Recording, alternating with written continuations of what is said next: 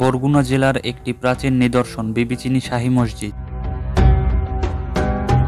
প্রায় 400 বছরের পুরনো একটি মসজিদ। কেউ কেউ এই মসজিদকে পরীর মসজিদ বলেও জানেন।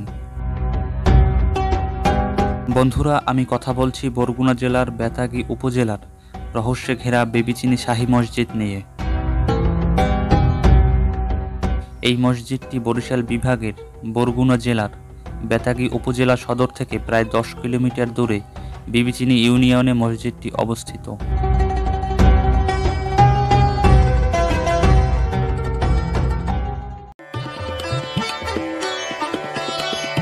বন্ধুরা, আজকে আমি যাচ্ছি বিবিচিনি শাহী মসজিদ দেখতে। আপনাদেরকে দেখাবো প্রায় 400 বছরের পুরনো একটি মসজিদ এবং তুলে ধরব সেখানকার ইতিহাস। আজকে আমার ভ্রমণ সঙ্গী সুলাইমানকে সাথে নিয়েই আমি আপনাদেরকে দেখাবো এই মসজিদটি এবং তুলে ধরব এর ইতিহাস।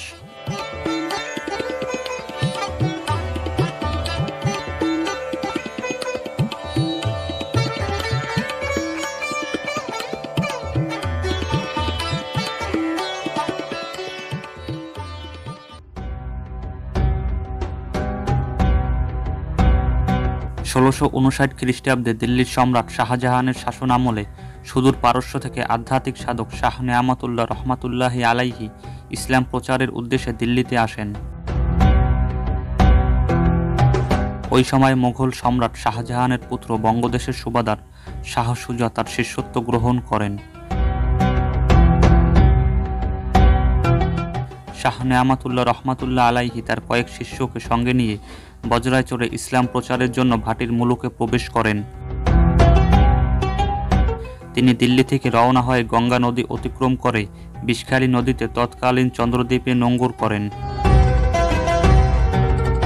পরে শাহ নেয়ামতুল্লাহ রহমাতুল্লাহি আলাইহি শিষ্যদের নিয়ে বিবিচিনিতে আস্তানা গাড়েন। পরবর্তীতে মোগল সম্রাট শাহজাহানের পুত্র বঙ্গদেশের সুবাদার শাহ সুজার অনুরোধে আধ্যাত্মিক সাধক হজরত শাহ নেয়ামতুল্লাহ রহমাতুল্লাহ আলাইহি বর্তমান বরগুনা জেলার বেতাগী উপজেলার বিবিচিনি ইউনিয়নে মোগল স্থাপত্য শৈলী দ্বারা অনুপ্রাণিত হয়ে দৃষ্টিনন্দন এক গম্বুজ বিশিষ্ট ঐতিহাসিক শাহী মসজিদ নির্মাণ করেন।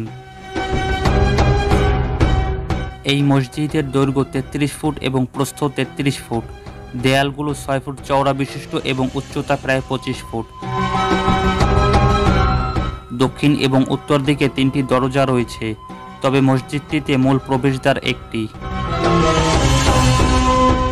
মসজিদের প্রবেশদ্বারের মূল ফটক সংস্কার করা হলেও প্রবেশপথ এখনও অপরিসর।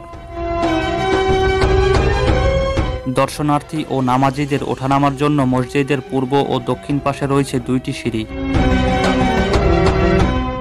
পূর্ব পাশের সিঁড়িটি 25 ধাপ বিশিষ্ট এবং উচ্চতা 46 ফুট, আর দক্ষিণ পাশের সিঁড়িটি 21 ধাপ বিশিষ্ট এবং উচ্চতা 48 ফুট।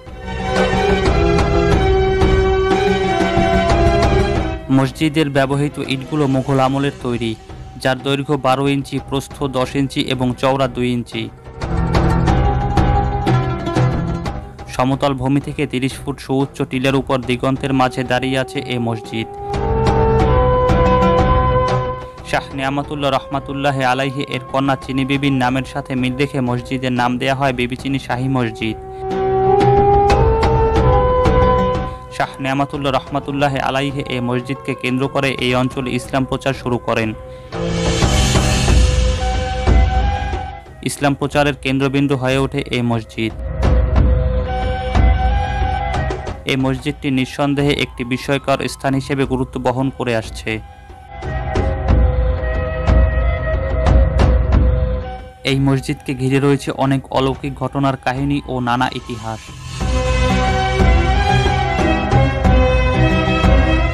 তখনকার সময় বিষখালী নদীর পানি ছিল লবণাক্ত, সুপেয় পানির অভাবে জনগণ কষ্ট পেত। শাহ নেয়ামতুল্লাহ রহমাতুল্লাহ আলাইহি মানুষের এই কষ্টের কথা অনুভব করে তার সাধকতার আশ্চর্য তসবিহটি বিষখালী নদীতে ধুয়ে দিলে পানি হয়ে যায় সুপেয়। আজও সেই পানি একই অবস্থায় রয়েছে। তাছাড়া সে যুগে সুন্দরবন সংলগ্ন বিষখালী নদীতে অসংখ্য কুমির ছিল। তার অলৌকিক প্রচেষ্টায় বিবিচিনি সংলগ্ন বিষখালী নদী এলাকায় কোনো কুমির আসতো না। এ কাহিনী এখনও এই এলাকায় প্রচলিত রয়েছে।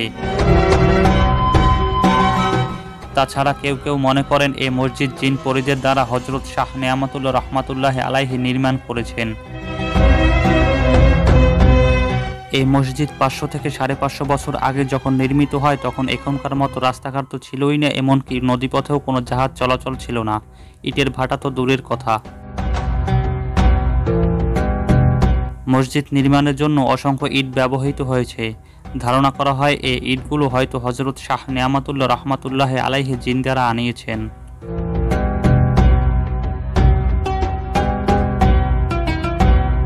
এটি হয়তো আল্লাহর ওলি হিসেবে তার কারামত। লোকমুখে এও প্রচলিত আছে যে এই মসজিদটি তৈরি করেছিল পরীরা।